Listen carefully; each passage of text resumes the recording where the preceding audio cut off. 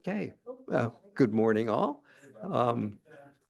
Well, today's subject is plastic, and as you know, plastic is everywhere, but we're also finding out that little tiny particles of plastic are everywhere, including in us, in all probability.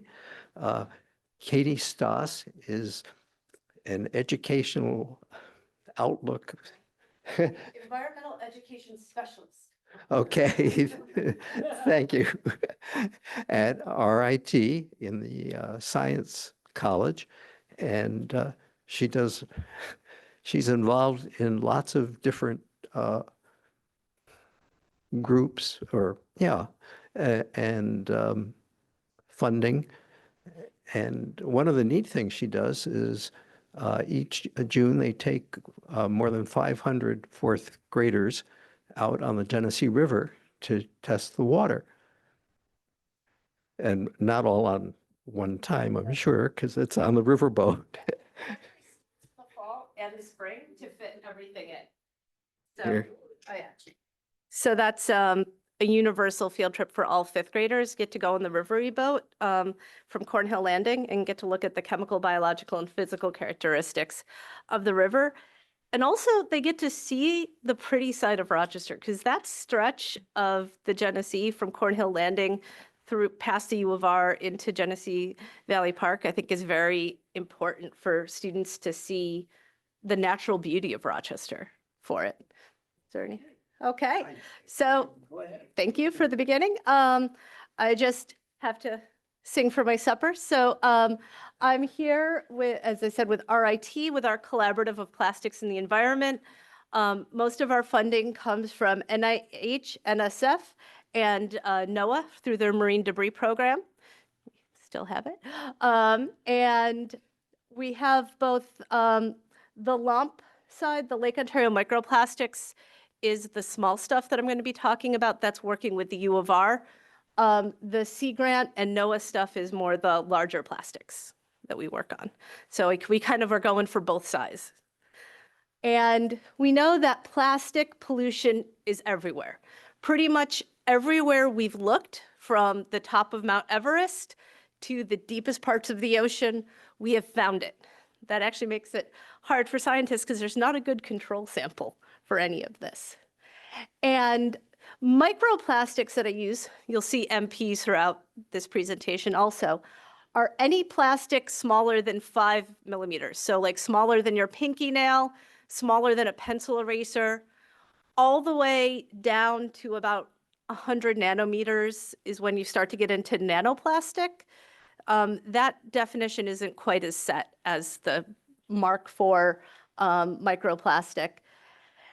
And then anything larger than that is macro. We use macro to be like, we can see it with our eyes. We don't need a microscope. And there are also meso and megaplastic. That would be like the really big nets that are in the ocean and things like that. And why is this so hard to study? And part of it is plastic pollution is so diverse. We use the term plastic to refer to a lot of different things.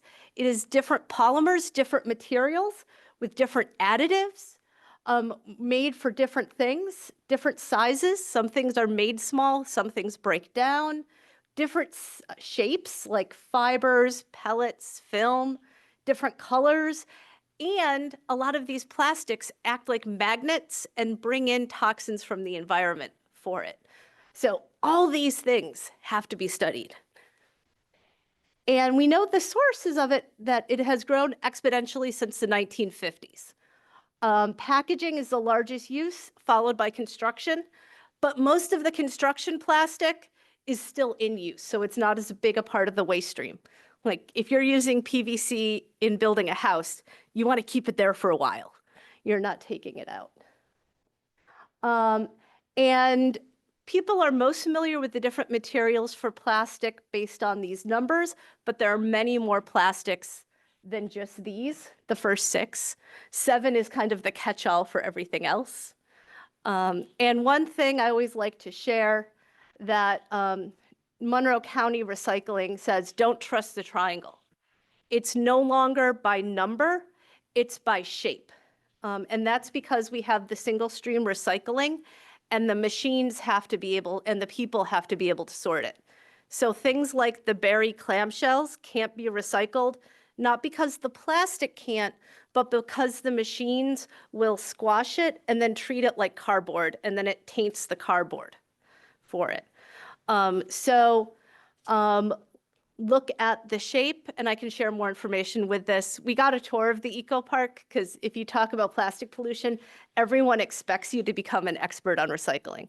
And if any of you live outside of Monroe County, you have completely different rules. There's no standard rules, so it's all about what your local recycle center will take. And because it's so hard to deal with, it's an interdisciplinary problem. So these are our different researchers that we have. We have engineers, environmental scientists, chemists, biologists, statistician, mathematician. So it takes a lot of different ways to look at this problem. And many people. See, there's me. Jake Anderson works for New York Sea Grant, but he's based in Rochester. He's the first New York Sea Grant person based in Rochester. And then we have researchers and technical staff and many absolutely amazing grad students that do such good hard work. And we've had ones that have done amazing work and now have graduated. So this is work that's happened over a long amount of time. And we bring in the whole community for it, both with our cleanups, with our research, with our outreach with it. And our basic question that we're trying to answer at RIT is, where does this plastic come from and where does it go? We know that most of the plastic that gets in our water starts out as macroplastic, starts out big. It doesn't go in small. Most of it starts on land, and we're really looking at storm water. So looking at storm drains, these things. And when I ask kids, have you seen a storm drain? They all have to tell me every place they've seen them. Like in front of my grandma's house, in the parking lot. And the question is, where does this plastic go? And in Rochester, it's complicated. So there are two main types of stormwater infrastructure. They're separate. And what that means is that the sewage from your house goes automatically to the wastewater treatment plant, but the stormwater goes right into the environment. There might be a little bit of like a holding pond at the end to have try to collect some of it, but any road salt, oil, plastic goes right to the environment. Older cities have something called combined. And what that means is that the sewage from your house, the sewage from buildings, and the sewage from stormwater go to the wastewater treatment plant, which sounds good, but if you get too much rain, the system overflows, and that mix of stormwater and sewage can go directly into the environment. Now, you all know that Rochester plans well, and we used to have a subway. We converted a lot of those older tunnels into storage, so we have a lot less of these overflow events than almost every other city with this type of infrastructure. So we have less of these. We still have some, but it's a lot less. And here's a map, so you can kind of see where it is. If it's in the blue, that's the combined. If it's anywhere in the red or green, or anywhere it's not there, it goes right into the environment for it. And that's why there's not an easy answer if you ask someone like, where does your stormwater go? And it's like, well, where do you live? Where do you hang out for it? And because of this, you can see the really fancy title.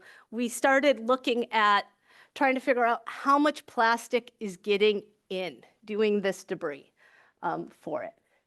And so we have this device here is a basket that goes under the storm drain grate. Under the metal grate, we put a basket in that has a mesh that's about 1/2 centimeter. So all the macroplastic, not microplastic.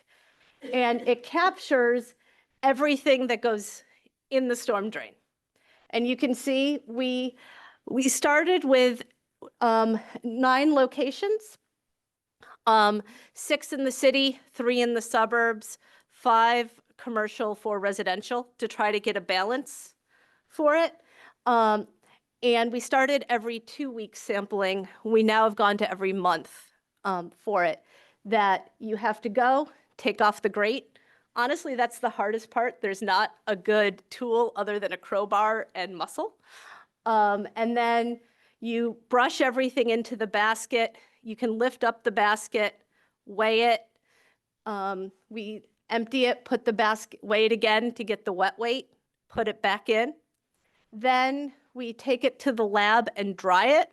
And I always like to say we make it 95% less gross for it. And then we sort everything. And we have our grad students do it. And I'm going to talk a little more. We also get youth and community involved in this research for it.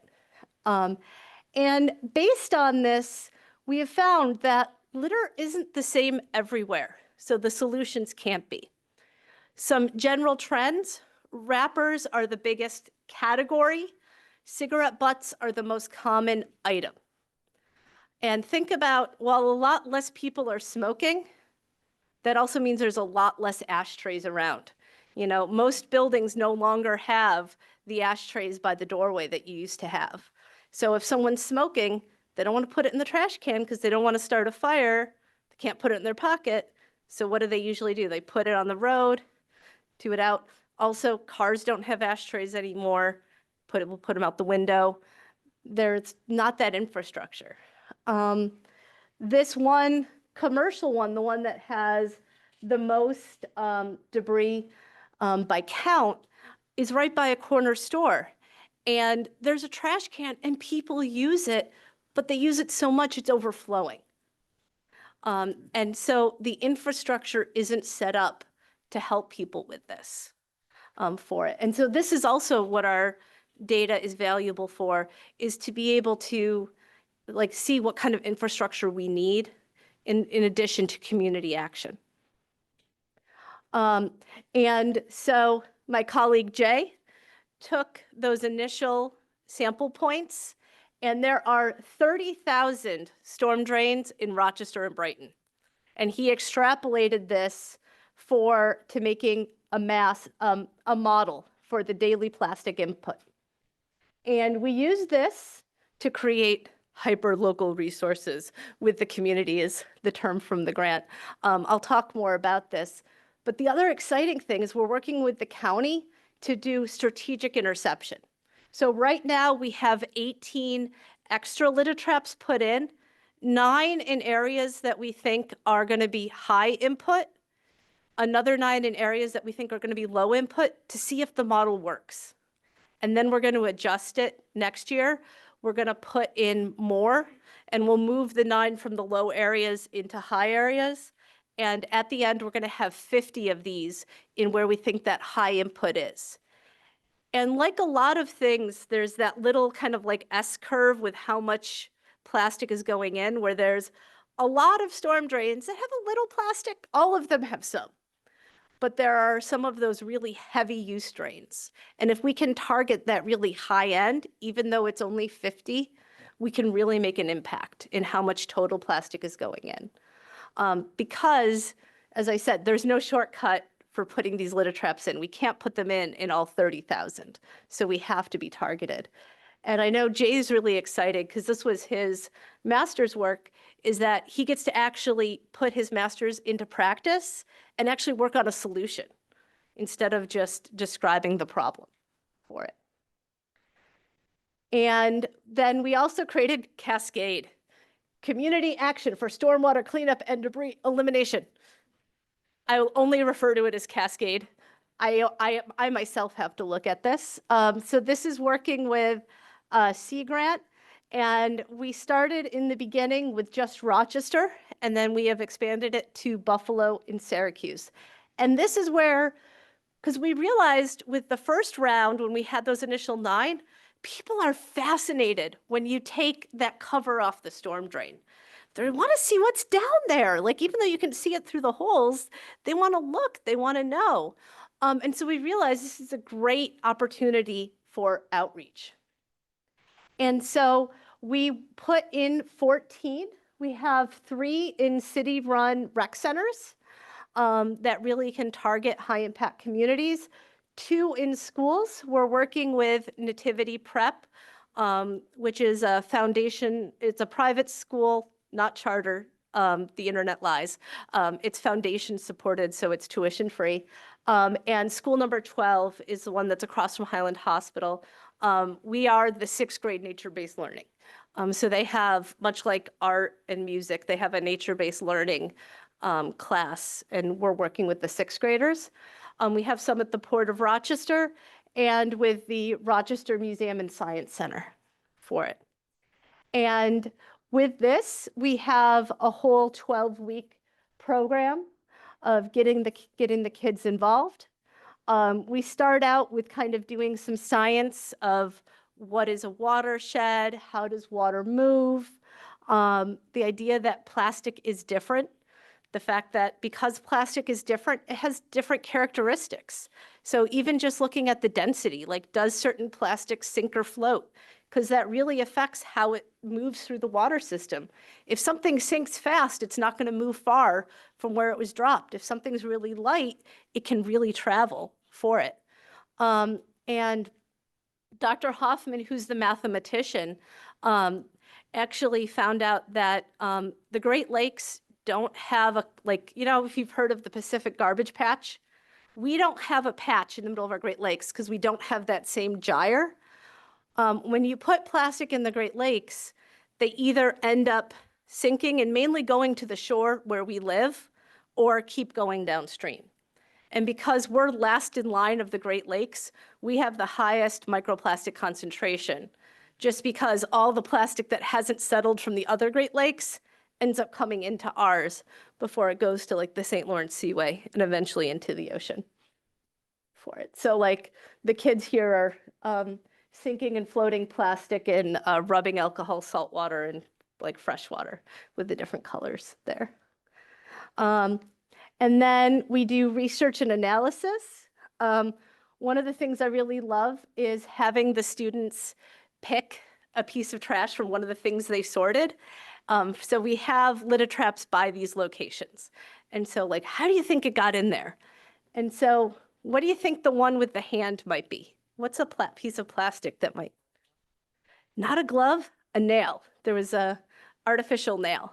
And so this girl drew this wonderful picture and then told a whole story how a girl got her nails done and she was playing with her hair and one fell off and she didn't realize it and it fell in. And then we have a granola wrapper.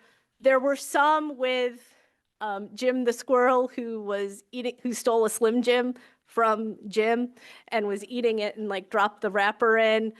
There were some that were fantastical and some that were really realistic. It was great. And then these little other things are sand sieving. We got sand from Durand Eastman Beach and we found bits of plastic in it. And then we took clay and cookie cutters and they made like little mosaics from it just to kind of see what's in the sand for it. And then we are working with our GMF marketing with Sean Goburn. Mr. G, as the kids call him, and he does branding. Because as I said, we need to make those hyper-local resources. We want to have the kids target their own communities because they know them best. So those are some actual posters we've had them do. The plastic may be for you, for not for us. As I mentioned, most people don't think of cigarette butts as plastic, but they are. And as I said, it's the most common item we find. One of our students last year said the great phrase of, so we're drinking all the cigarettes other people smoke. And I'm like, yeah. And I thought that was just really insightful. And it's the idea that anti-smoking isn't just public health, it's also environmental health for it. And then we're working with the Seneca Park Zoo with their urban naturalists and also their nature cart. They have little displays for it. And they also have a Genesee River and H2O Hero exhibits that they can directly reach the community. They reach over like 400,000 visitors a year for it. And then the Rochester Museum and Science Center, they have their career ladder students. They also have like mini demos and mini little exhibits. And they just put in a few years back a Wonders of Water exhibit that directly ties in. They also have their Science on a Sphere is a 6-foot sphere that projects images on. So it's a really good way to show like currents that have plastic to show interesting data sets for. And they have the green infrastructure that goes with this. And you can see we're starting to sort the data. We're right at the part where right now the data is all in some really gnarly Excel sheets, but it's not really in a good outreach one. In like a month or two, my slides are going to look so much more awesome. But again, it really differs with what we're finding. And a lot of the plastic are things we don't know exactly where it came from. Sometimes it's very obvious that something is a Snickers wrapper, that, you know, something's one of those dental picks, or something is a GameStop gift card with $3 on. The kids were really excited about that one. So we find different things for it. And then in Buffalo, we're working with UB. Sea Grant is running these, and then 2 high schools. We have 2 by the University of Buffalo for it, and they're doing the sample drawing and the sorting and doing all the kind of legwork for the research for it. And then Sea Grant is working with Nate Dragg, 2 high schools in the area. So Nate expanded the program for older students, added some more career exploration, and they were sampling weekly. I think he's going to sample, I think he's going to every other week, because that one, the kids actually get a little disappointed when you don't find a lot of trash. Well, even though it's a good thing, it's just less interesting. So to make sure there's a little more to get. And like one of the groups made like a rap song about plastic pollution. So like the kids do get into it. And it's amazing when you have, oh, I didn't put the picture in this. I have pictures of the kids sorting last December at School 12. It is 5 minutes before the bell for winter break, for Christmas break. And they are like in the garbage looking, picking it apart. They are not looking at the clock. That it gets, you get kind of sucked into it. Like, what can I find? What do you think this is for it? In Syracuse, we have 2 sites by Syracuse University. And we're working with the Institute of Sustainability and Engagement. And they're also doing outreach with their Museum of Science and Technology there. And the whole reason we're caring about this, as I said, it does come back to microplastics, that we know the biggest source of microplastics are macroplastic, are bigger things that break down. After that, it's paint.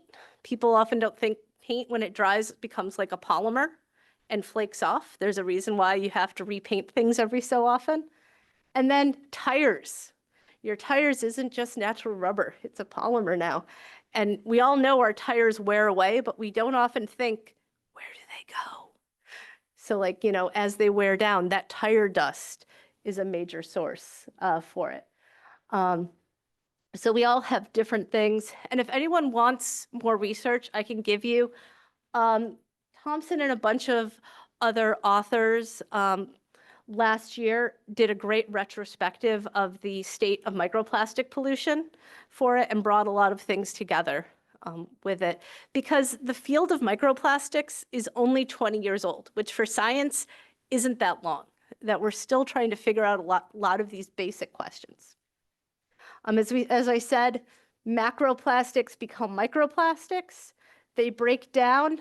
The sun with UV light tends to make it break down faster, but you know, wind, rocks, waves can all go for that. And that's part of the research we're doing, is to see about the speed that that happens.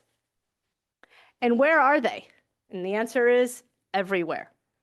We know that we can ingest it. We often don't think there is dermal contact. You know, we do absorb some through our skin. We breathe it in. When we can get it in salt, in food, in different things, we're breathing it in. There's many ways it gets in. And a lot of it, we do also breathe out. We also, anything we eat, a lot of it does pass through us and go out of us. And we know that, as I said, everywhere we've looked, we found it in different concentrations for it. And we know pretty much wherever we've looked in the body, we have found some. This gets very complicated, and the scientists always get on my case when I try to do outreach if I don't have easy answers. Because not all scientists like all these numbers, because it is really hard to sample and not add plastic, because we use plastic so much in the medical field because it's sterile, because it's safe for it. So if you find more plastic in someone, say, with cardiac issues, is it because people with cardiac issues have more plastic in their body, or because they have cardiac issues, have they had more medical interventions that lead to more plastic being in their body? If you can kind of see that difference for it. So it makes this really complicated. Like the study that came out last year that got some press was about the amount of plastics in your brain. One of our other scientists said the method they used overestimated a certain type of plastic. And someone else, because a different paper found that the method they used didn't work well in fatty environments, which your brain is one. Like there was a lot of false positives. So like this gets complicated and makes it so hard from a messaging point of view for it. And as I said, while plastic does come in, we also do know it comes out. If any of you saw the documentary Plastic People that came out last year, was at the Little, what RIT was in it for was literally to analyze the poop of the hosts for it, to like measure how much of that stuff got in. And we know that also it's not just in us, it's in other animals that we're finding. And the toxicology issues, there's the physical toxicology. We've all seen these really sad pictures of that food dilution, of that animals eat plastic and they have less room in their stomachs than for actual nutrition. Abrasion, entanglement for it, and then the chemical toxicity with it. And the fact that, as I said, a lot of plastics can pick up toxins from the environment that they're in. And we know that climate change both can lead to more plastic pollution, and plastics themselves can lead to more climate change because plastics are made from oil, from fossil fuels. As we're starting to turn away from fossil fuels, you know, with more solar, more electric vehicles, other things, the fossil fuel industry still wants to have a market for their products, and plastic is the easiest market to have for it. And so we get a lot, you know, plastics are fossil fuels for it. And so, and this is something that we also know that that CO2 gets released throughout the life cycle of the plastic, from how it's made to how it gets manufactured into the products we use, and then also what happens to those products as we use them and dispose of them. And this is something that's getting more research is being done by, not us. And again, you can see some of the things that both drive climate change, but also with climate change, you get more rain events, which washes more things into the stormwater for it. Because when you have those big, heavy rains, more trash gets washed into the infrastructure. And so, again, with the storm drains. And what are we doing? So in addition to the LittaTraps, and the models and the infrastructure, we're also doing other work. So Dr. Hoffman, as I said, he's the one who kind of started on the plastic, and then he reached out to Dr. Tyler because he was working with Canadian researchers and realized how much plastic was coming into the system. And he knew Dr. Tyler was an environmental scientist. And so and he's like, I don't understand the aquatic systems. You probably know more. And then they brought in Dr. Eden Sauce, the chemist, and then brought in Dr. Day and Dr. now Dean Hudson into it to look at more also the engineering and biology and the biology of it. And so they found, and this is for, this model was made for Toronto, that litter is the largest source, and the largest source of microplastic that starts out micro is actually artificial turf. If any of you have been on modern artificial turf, it has that chrome rubber that gets everywhere for it. And just because there's not a lot of other microplastics that get added in, that one is just a main driver for it. Looking at the microplastic levels in different areas, including Montezuma. And they found it in the sediment. And you can see different locations have different compositions of plastic that they're finding. Again, that whole, it's very local for it. PET is so common because it's what's, soda bottles, but also polyester, which I know I'm wearing now and probably a fair amount of you are too, that's the same type of plastic, polyethylene terephthalate for it. We know we're finding ones in the surface water, and again, different plastics in different places, and in the atmosphere, in the air for it.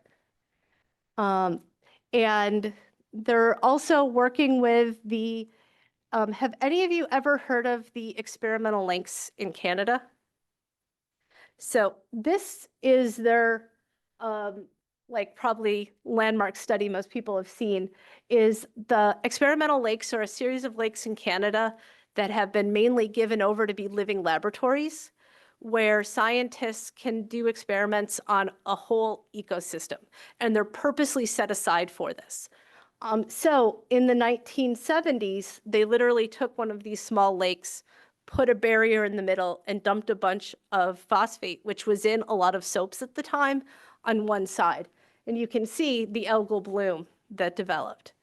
And this research is why most of our, laundry soaps now are phthalate, don't have all that are phosphate free for it. And so they're doing this model with microplastic for it. And they find that some zooplankton, some of the really little tiny animals, actually do better with more microplastics, and we don't know why. And some of them are really negatively affected, and the fact that it's not uniform. And they actually put in barrelfuls of plastic, and to make it easy to study, it was color coded. So they had blue, pink, and yellow pieces in. And I know Dr. Huffman said it was amazing because they poured it in, and you put in all this, and you can see it in there's this plume behind the boat when they put it right in. And then when they went out the next day or two, it was gone. You couldn't see it until you start looking under some of the rocks, looking some things, and then you see where it all settles for it. But how quick, he was amazed at how quickly that happened for it. And then looking at, this is the one I find very fascinating but have the least knowledge for, is looking at the biology, is that plastic is also a microhabitat. Different organisms like living on plastic than what lives in the larger environment that it's in. So if you have a piece of a plastic cup, different things are going to be living on that cup than what's living on the rock next to it in the same pond for it. And it affects the ecosystem metabolism, how fast the whole life cycles go through. And it all goes together for it. And this led into LOMP, and this is the one with the U of R. And we're part of the Centers for Oceans and Human Health, which are really interesting centers that are a mix of NIH funding, so looking at the human health, the National Institute of Health, and NSF, National Science Foundation, looking at the science. So we get to do both those aspects of it. And we have a complicated project where we have 3 main research clusters going on. The first project is looking at pretty much plastic in the environment, is RIT's piece. And you can see on the left is the lithotraps. So this is continuing the sorting of the lithotraps, or doing this with it. Also, looking at how plastic changes, how it degrades with different temperature and pH. That kind of mesh tube is actually about maybe 5 feet wide, I think. And it's called a limnocorral, because it's called a corral because it's a thin mesh. And so the idea is that they can put different plastics in, and then there are tubes that can sample at different heights, so they can see like how the plastic settles and how does it move, so they can take from different locations in the water column. And also then they can analyze the plastic in different places in the water column to see how it breaks down. And then we also have in the lab, the engineers spent a lot of time of making something that is going to stimulate wave action. So these little containers that are just moving and have very specific pH and temperature to see about the different effects of those for it. And then going into that modeling for it, both for the storm drain one, but also with different currents. So as I mentioned, how a lot of the, based on the models of the currents, most of the plastic comes to the edges where we are. And research project 2 is looking at ones for the intersection between microplastic and other pollutants.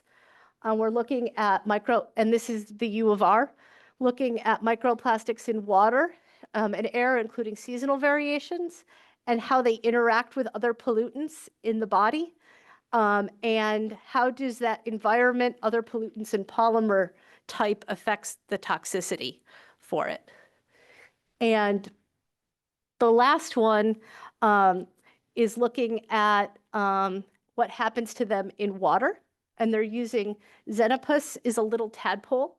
And the reason why we're using it, even though the tadpole is so different from us, their immune system develops in a very similar way to how human immune systems develop. And so we're looking to see where do they accumulate in the bodies. If these tadpoles grow up with microplastic, where does it end up? Does it end up in their organs? Is it closer to their skin? Like exactly where in the body? And how does that affect their immune system? And this immune system work was the first research that's been published, because this research center has only been around for about a year. So this is brand new. And if you go to the LUMP website, we have a 1-page research summary of this that's written for kind of an educated lay person, like educated general public. And we also have an infographic about why they chose Xenopus for that. And then the materials and metrology core, which I find very interesting. As I said, this is a relatively new field, so there are not standard materials or methods yet. And so this project is both creating some of the materials, because to get particles of a certain size, they usually have to chronomill. So they have to get it really cold and then mill it down to get certain sizes and like sift it and to get and sort it to give it to the researchers. Same thing with certain membranes, like certain filters and other accessories, but they're also creating standards for other institutions to try to bring more standardization to the process for it. Because we found out, we had a meeting last week that currently U of R and RIT are looking at aging plastic slightly differently. And so we want to make sure that like, we're going to be using the same protocols for that. Because right now, a lot of the toxicity studies have been done with, virgin with new plastic that's, fresh from the factory, hasn't been exposed to the environment. But we know that's not how most people interact for it. So like figuring out what are the best ways to handle this. And this is a mix of both U of R and RIT. And then the one I know the most about, the Community Engagement Core, which is why I'm here for this in Cascade. And this is bringing our things outward. And then Katrina Korfmacher and Dr. Katrina Korfmacher and Dr. Christy Tyler, they're the two co-directors of this. And they're also part of the outreach. And we're the ones that are wanting to share this with the community and also find the best practices of sharing information. And so, because we want to build environmental health literacy and engage local residents through hands-on activities, community science and educator training that we do. So you can see there's some of the sand sieving. In my hand is a nurdle, which is one of my favorite science words. So when a factory makes raw plastic, they make these little pellets, and those pellets are called nurdles. And then a different factory that makes like a plastic item, like my cell phone case, orders the nurdles and then we'll melt it down, usually add some additives and like put it in the mold that they need for it. But because they're so small, they can escape. And so that's from that Durand Eastman sand sieving that I did. So you can find it in Lake Ontario for it. And then we're doing a litter sorting. I'm going to talk about that in a minute. And so that's our community science cleanups. So we're working with Seneca Park Zoo and Walking for Rochester to do what we're calling Clean Sweep Science. We got permission from the city to use their Clean Sweep branding, where we have people do cleanups, but we give them a certain street. So instead of just doing like a neighborhood cleanup, we say, okay, I want you to clean up Church Street, but only Church Street and nothing else. I don't care if you see other trash on the way, just pick up there. And we'll give someone else like, okay, you're gonna do this, like this block of Plymouth, just do that one. And then we sort it and we're using that to model like what plastic is where, again, for that spatial variability. And Alonzo there, the CAP, has been doing so much of the sorting and is so amazing for getting this with it, but we've gotten a lot of data with it. We do educator trainings, so like teaching teachers about this. We had one this summer, and we also took them on the Rivery. In addition to the 5th grade science that I mentioned, I also made a program that I did for our centers of having them look at plastic pollution when on the river, and has all those ancillary benefits of getting the youth on the boat that I mentioned for it. We also worked with the University of Rochester Warner School. They have a whole science cadre, so we got to go more in depth with teachers from the area outside of Monroe County, so it was a wider area for that. And then I will be presenting at the Science Teachers Association of New York State. So if you know anyone who's a teacher, tell them to look me up. And at the LOMP, we're also making materials. We have a Microplastics in Me that gives an overview of a lot of the microplastic things that I talked about, and in a very digestible way. We have a full lesson for the sand sieving for educators. The microplastic in the immune system is that research summary that I mentioned, and we have that one-page infographic about why frogs for it, and solutions for it. And as I said, a lot of the hard part is we don't know, is that we're still finding out a lot of details. It's so complicated. There's a lot of different parts. Part of the reason we were able to ban microbeads from products in the US is that we realized it was an issue before they were widely adopted, and there were other options. Like, you know, they started putting microbeads in toothpaste because, you know, they thought it would be, you know, it was the hot new thing. But they could still use baking soda, you know, still existed. There are other mineral things they could do. So when the ban went in place, it was easy for the companies to switch. It wasn't as entrenched as some of the other things for it. And so there's a lot of work being done on this. There's a lot of research being done at other institutions in addition to RIT and U of R locally and also throughout the country and throughout the world. we attended, RIT attended the International Association of Great Lakes Research, and there was a whole section on microplastics for that. And we had people from the US and Canada, but also we had people from Mexico, from Africa, because it's the Great Lakes, it's not just the Great Lakes, but also the large lakes of the world are part of that organization. And because we're at the point where we need to do the precautionary principle.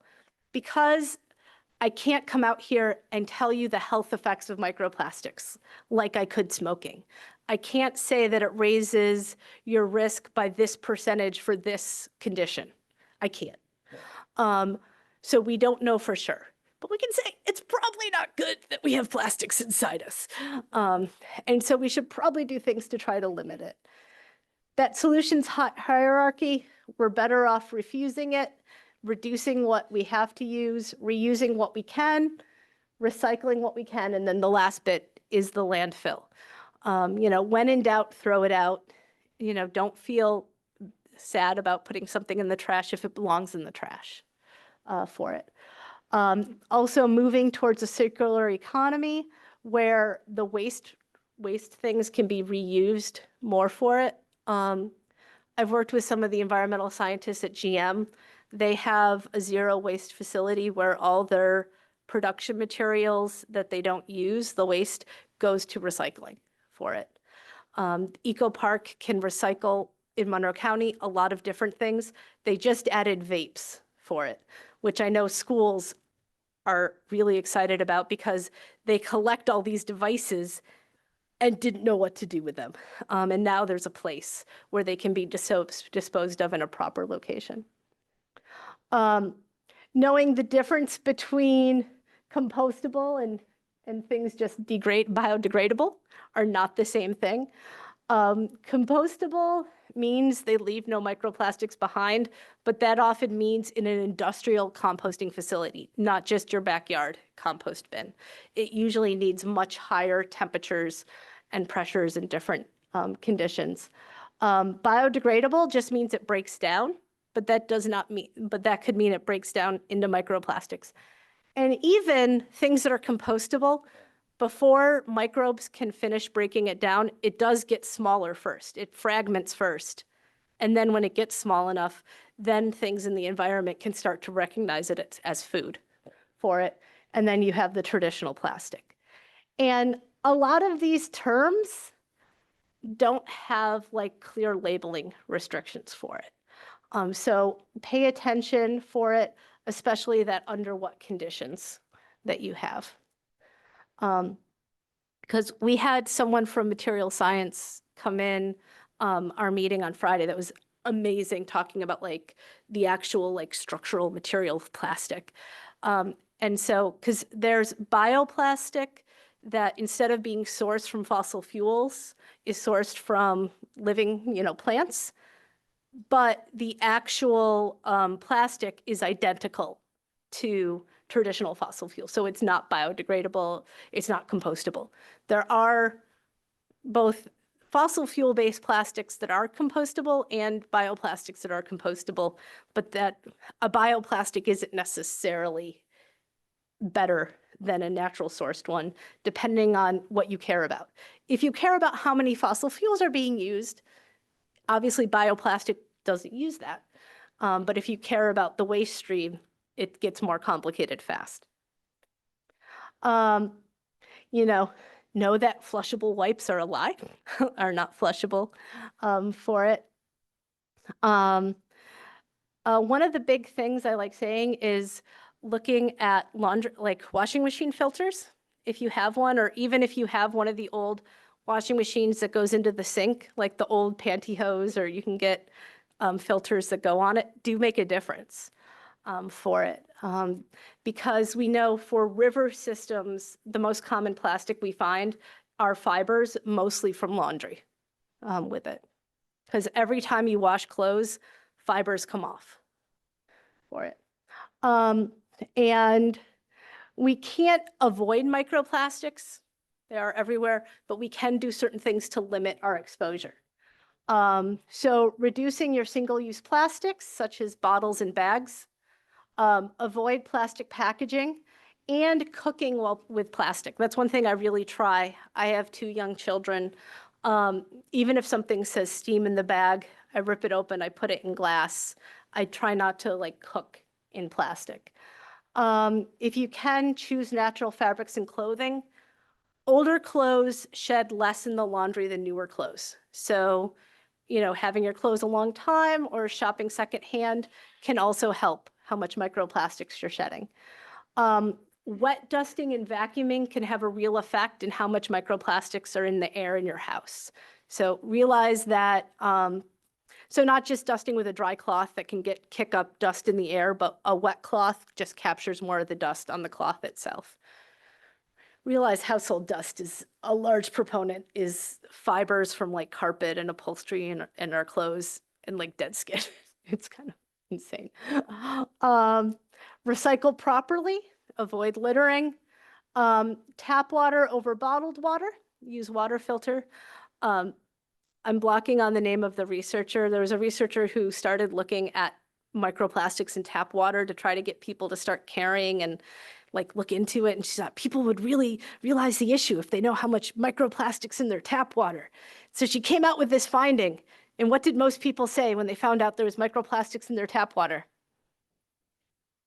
Yeah, then I'll buy bottled. And so her next study was looking at bottled water because putting water in plastic does not make it have less plastic. Especially she found a lot of the plastic is from opening the lid because it's properly sealed for it. Talking to the researchers, they don't have direct studies for this, but they think a reusable plastic bottle would have less than like the one you buy because partly just residence time. The water is in it for so much less.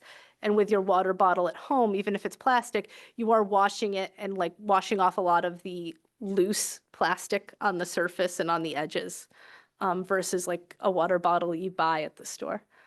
Get involved in cleanups. Learn about policies related to plastics and microplastics.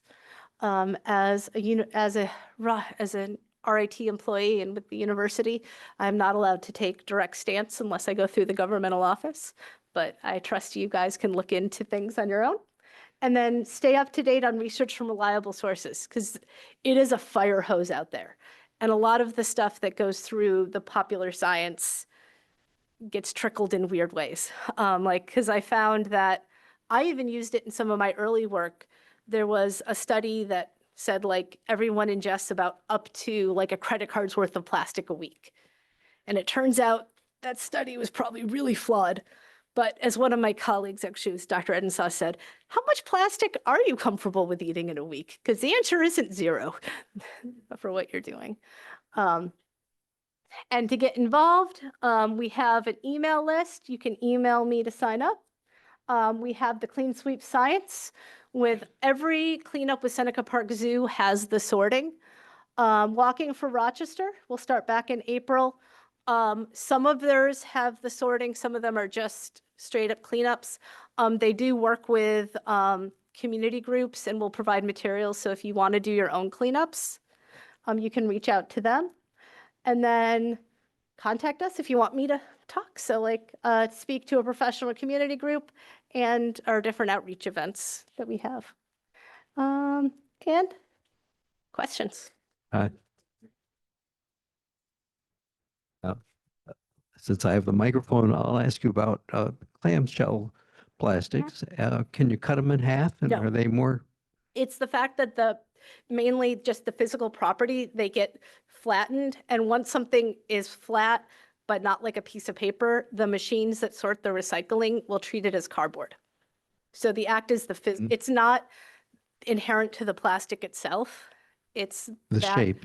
But by having single stream recycling, Rochester's now Monroe County's recycling more, but there are limits, and that's one of the limits just of there.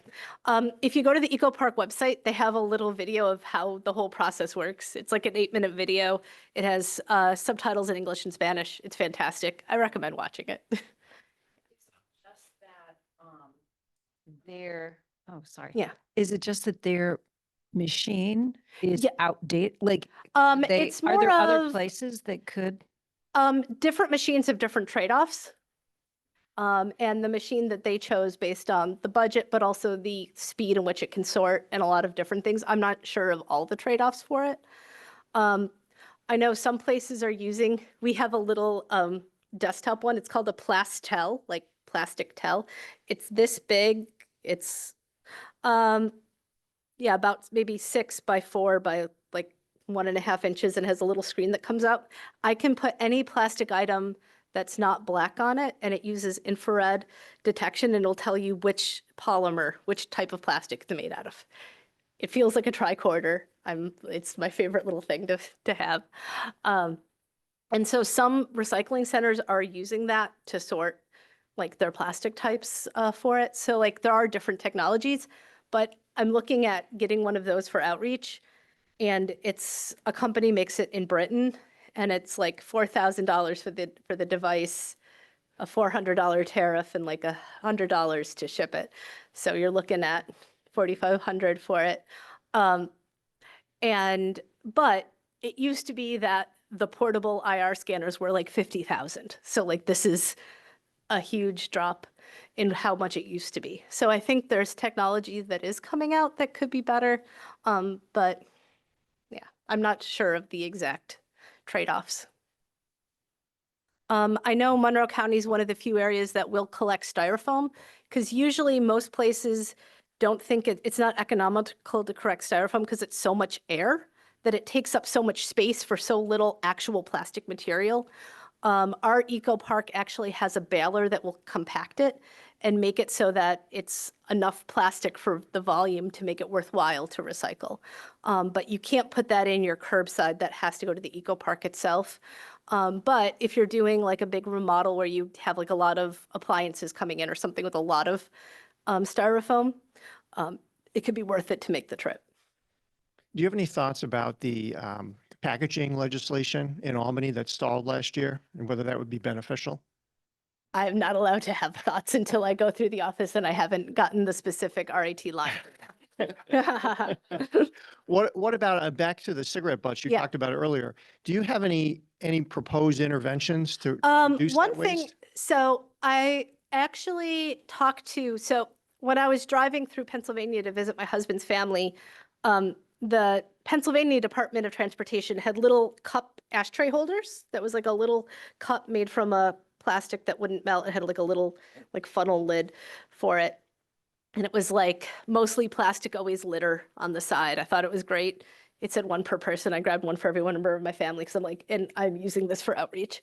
But I contacted the company that made that TerraCycle that does recycle cigarette butts. I'm not sure quite on the process. But I want to, and they said they would give the ashtray containers to see if we put one by some of those litter traps. Currently, the 9 that we started with and the 14 for outreach, that data's already spoken for, so I can't mess with the variables. But I think some of the interception ones, I want to see if we, put like an ashtray, like a collection thing by one of them, does that affect how much cigarette butts we're finding in it? So that's like something I'd like to do, but we haven't gone there yet for it. So, yeah. I have a question. I want to put in a plug for something. Yeah. The question was about the styrofoam. So what does Eco Park do with the styrofoam? Where does it go after it? They have different suppliers for different ones. I don't remember off the top of my head where that one goes. But they take it to different industrial recyclers who have the ability to usually melt down the plastic and do something different with it.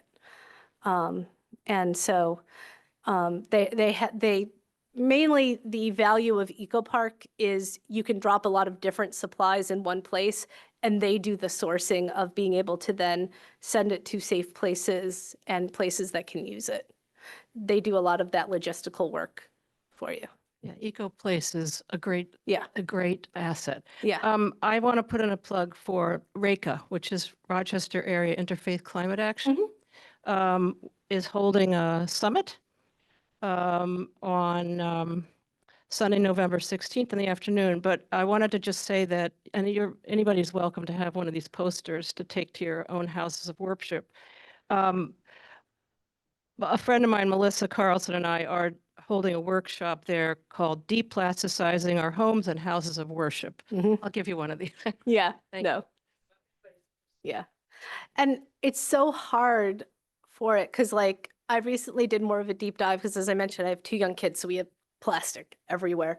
But like the reusable silicone like bags to replace Ziploc bags, you pretty much the energy needed to make it and to transport it because it's heavier than thinner ones, and then to wash it, you never beat using Ziploc bags for it.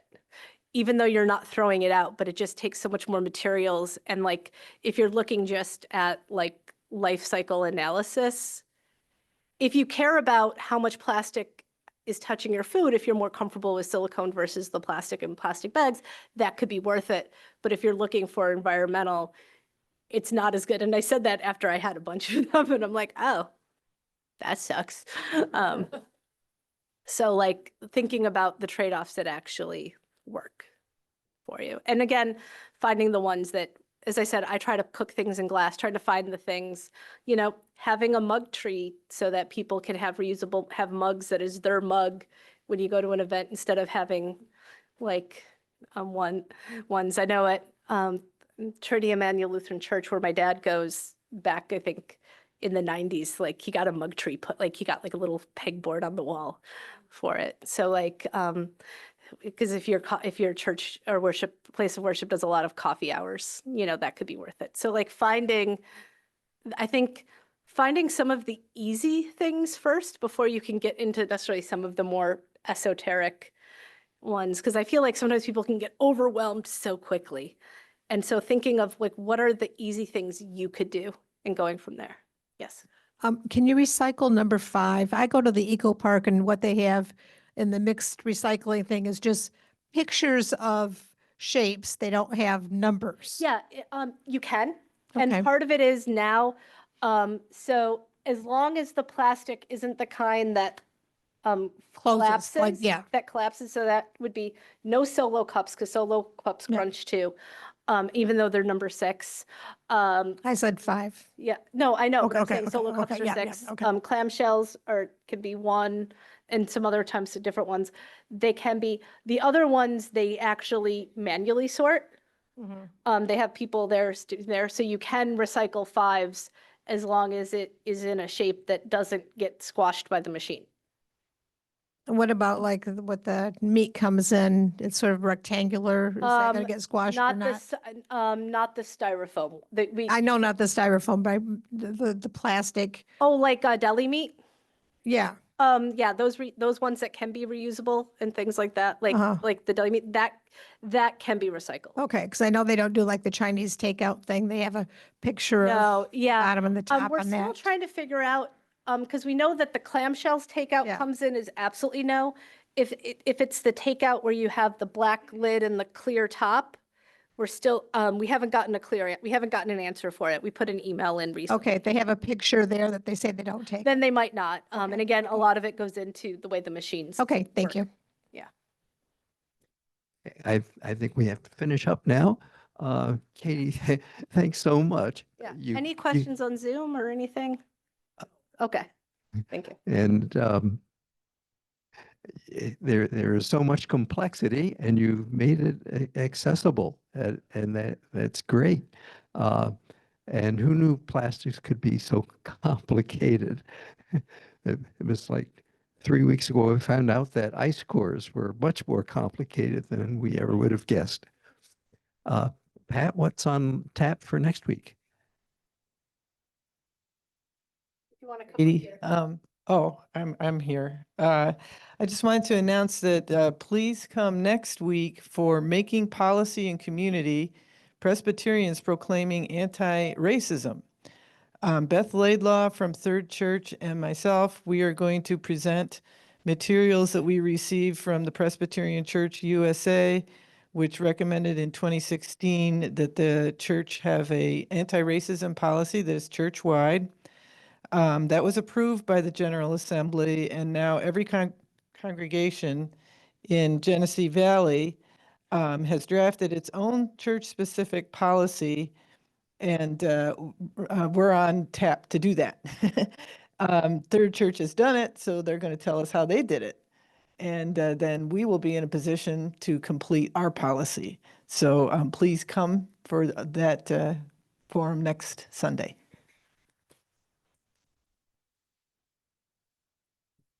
Do you have any other questions? I don't mind.